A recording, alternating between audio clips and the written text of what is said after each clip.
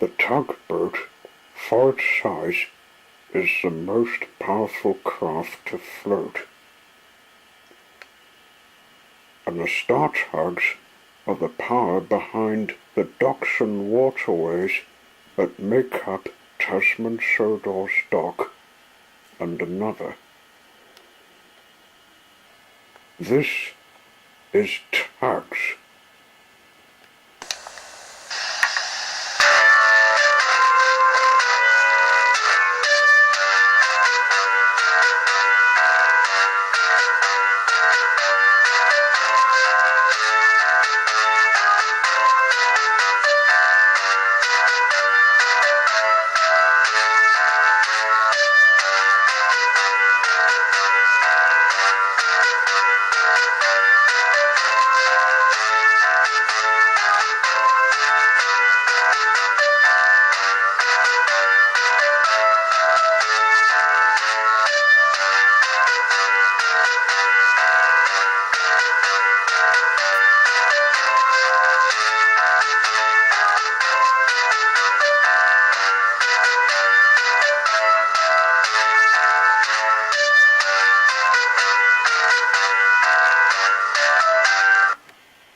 One day, Sunshine was busy working with the ships.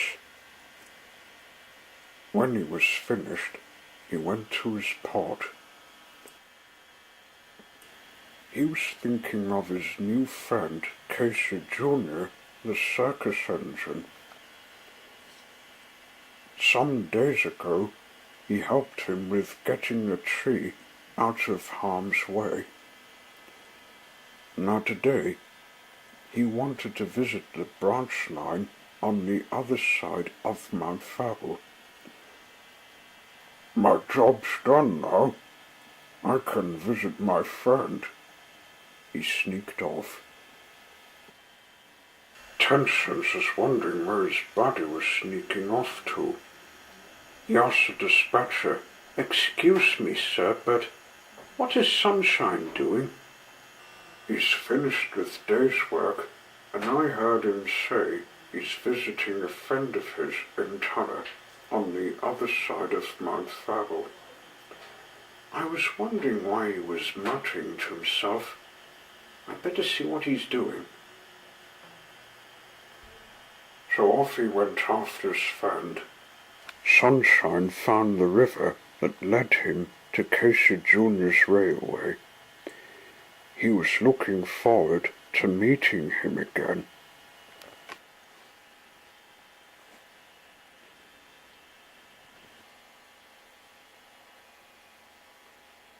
"Hello, Casey.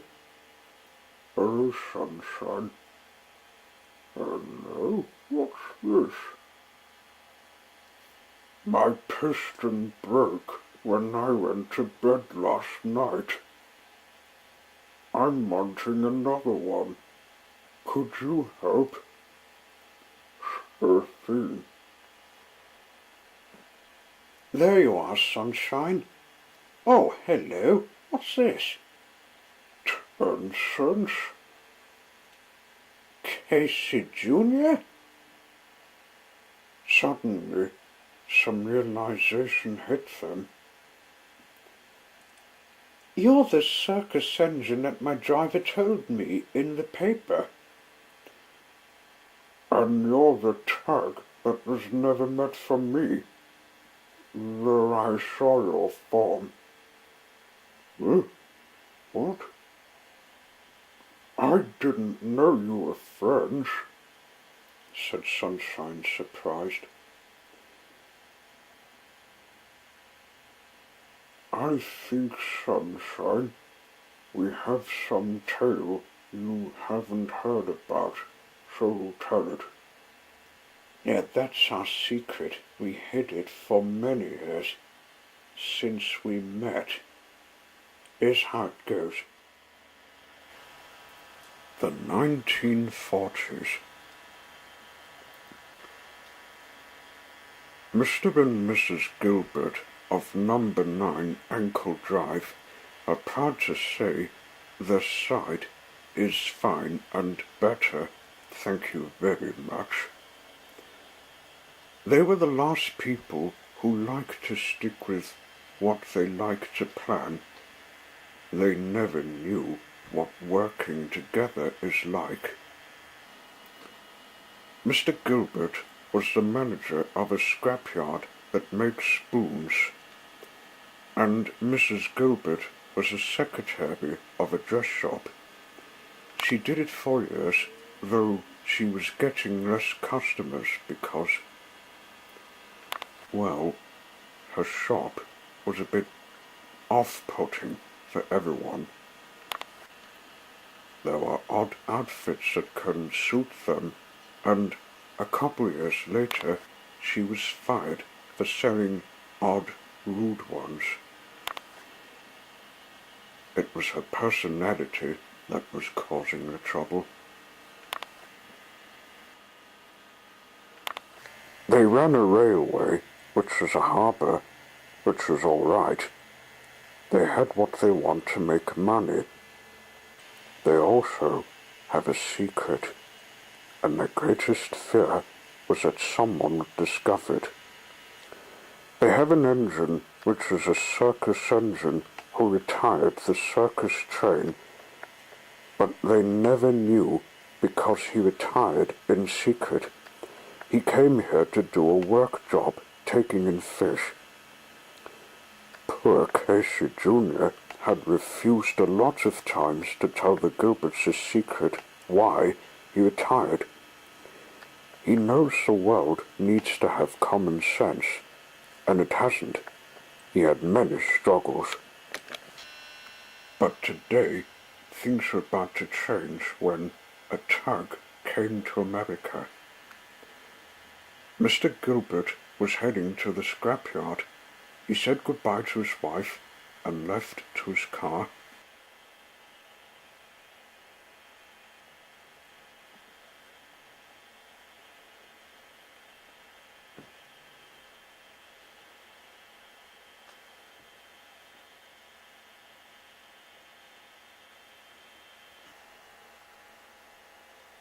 When he caught sight of something peculiar.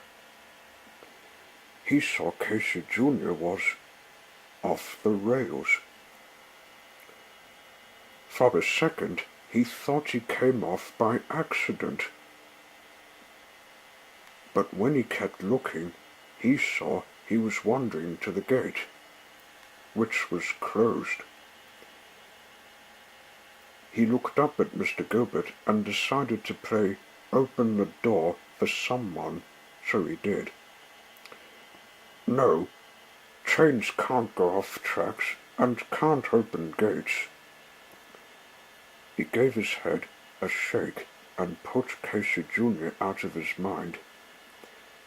He then went on his way. Casey Jr., letting Mr. Gilbert go first, waited, then saw a chance to get out of the dock.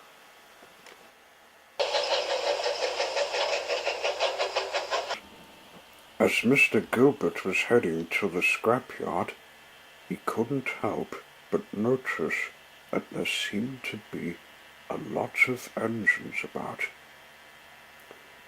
They were tank engines. They were whispering about something. He couldn't understand what they were talking about, though seeing the sight of them made him have a funny feeling inside.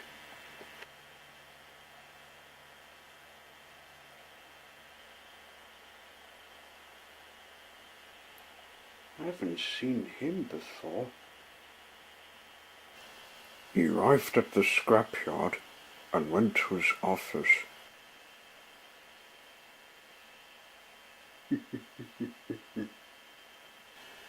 He always works in it, sorting out records. But while working on it, he didn't notice Casey Jr., who was heading to Tasman Sodor, had poked his face in. He whispered a word. "I've befriended a tug named 10 Cents. You have the understandment of why anyone needs to learn sense. And he ran off to get out of America. Mr. Gilbert stopped dead when he heard what he said. Fear flooded in him. He stopped doing his record work and was about to pick up the phone to ring his home number when he changed his mind. He stopped his hand about to pick up the phone and went into a ball of thought, thinking this name, which he found odd. No, he was being stupid. 10 cents is the name of a coin, but a tug was something someone had thought of. Nobody ever knew a tug had a coin name. It was very strange. Why was a tug named after census made in the 60s? Come to think of it, he wondered if Casey Jr. knows anything of this affair. Does he? He thought of other names someone made after the money was made properly. It might have been 11 or 12 cents whatsoever. He couldn't know who gave the tug that sort of name. But all the same, the tank engines. He decided to head for home.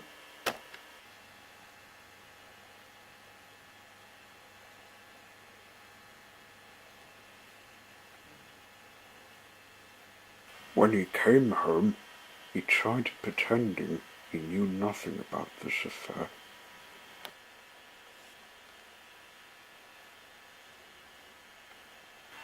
But when he looked at the paper, he had a shock. The engine and tug have befriended each other. They were liking to talk about things that happened today and yesterday, but they were whispering it in a warehouse.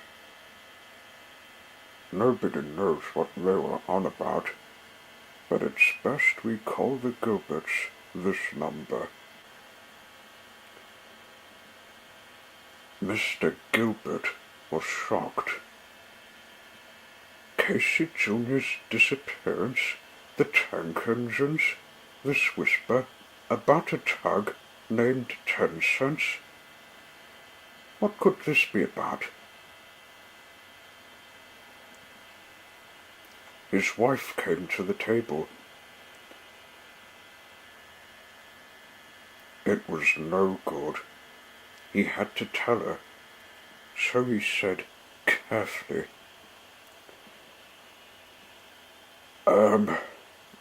Molly dear, you haven't heard from Casey Jr. by any chance?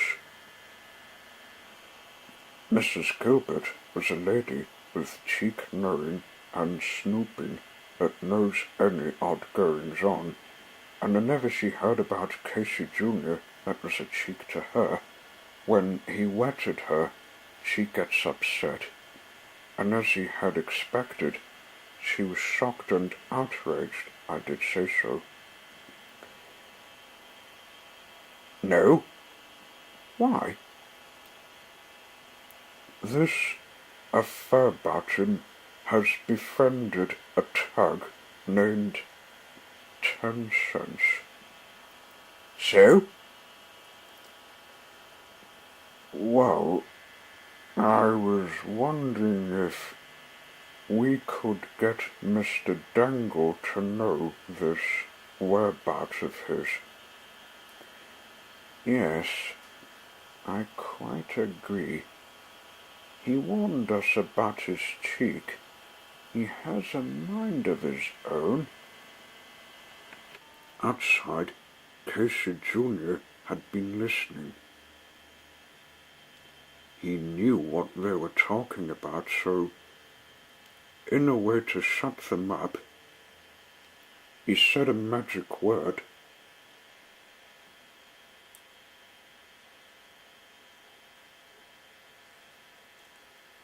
And sent them to the underworld. That will teach them. Blessed hater hogs.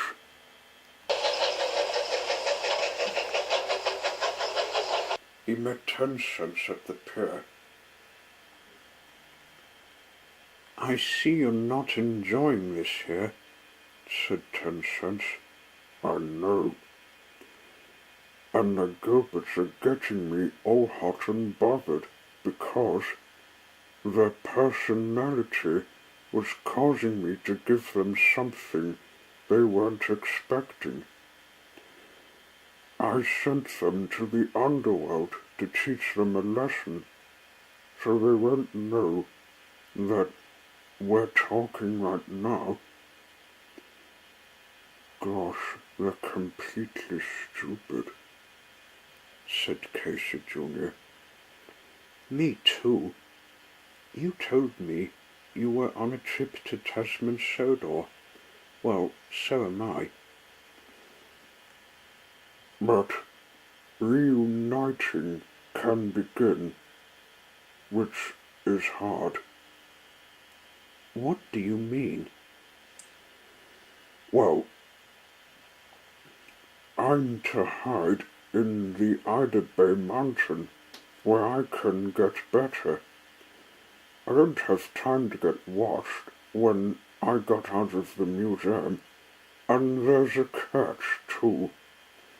I just hope this affair wouldn't get any criminal to know where I am. There'll be books written to the public. Well, they won't. That's a big what if. I know. It's a warning. What have you got for me to have on my trip? I want to forget my troubles, you know. I've got you this book I thought of giving you. It's about when Twilight first met me. Oh, thanks. That book can cheer me up. We'd better depart before anyone sees us planning our plot to be safe in a place with much sense. Good luck to you, then. You too, mate.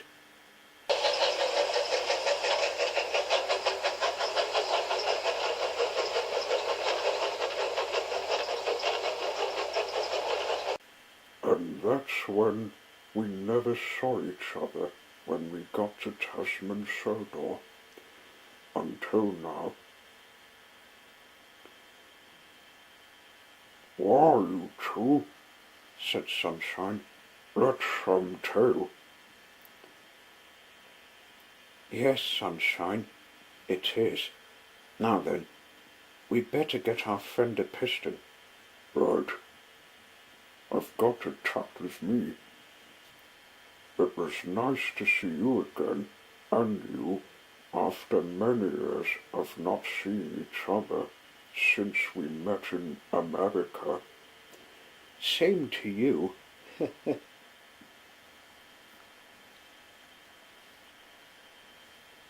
I found my friend again. Lucky me.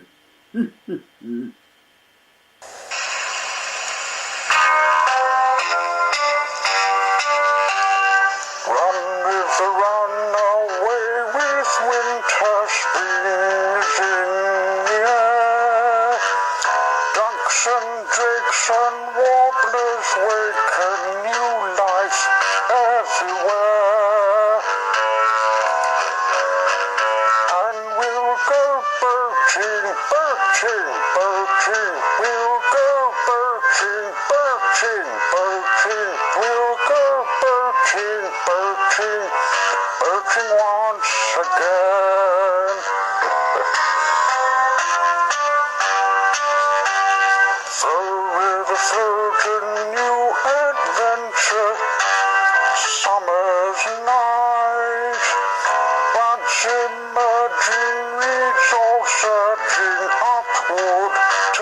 sky. And we'll go birching, birching, birching. We'll go birching, birching, birching. We'll go birching, birching, birching once again.